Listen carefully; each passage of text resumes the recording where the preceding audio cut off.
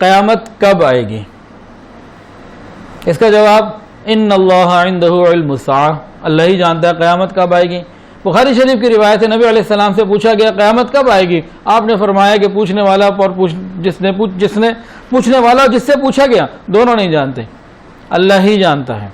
تو قیامت کب آئے گی یہ تو کوئی نہیں جانتا اللہ کے سوا، لیکن اللہ رب العزت نے حضور پاک صلی اللہ علیہ وسلم کو بہت ساری خبریں دے دیں، اس کی نشانیاں بتا دیں، اور فرمایا کہ اس طریقے سے قرب قیامت کی علامات ہیں، اور خود قرآن مجید کے اندر بھی بعض نشانیاں بتائیں، جیسے فرمایا اقتربت الساعۃ وانشق القمر، قیامت قریب آ گئی، چاند دو ٹکڑے ہو گیا، یہ قرآن مجید کے اندر ہے۔ اسی طرح قرآن میں فرمایا فَهَلْ يَنظُرُونَ إِلَّا السَّاعَةَ أَن تَأْتِيَهُم بَغْتَةً فَقَدْ جَاءَ أَشْرَاطُهَا، کہ یہ قیامت کے انتظار میں کہ اچانک آ پڑے؟ فرمایا کہ یقین تحقیق سمجھ لو، یاد رکھو کہ آ چکی ہیں کچھ نشانیاں، فَقَدْ جَاءَ أَشْرَاطُهَا، کہ بعض نشانیاں تو آ چکی ہیں۔ قرآن مجید میں فرمایا تِلْكَ مِنْ أَنْبَاءِ الْغَيْبِ نُوحِيهِ إِلَيْكَ، اللہ تعالیٰ نے رسول اللہ صلی اللہ علیہ وسلم کو بہت ساری غیب کی خبریں عطا فرمائیں۔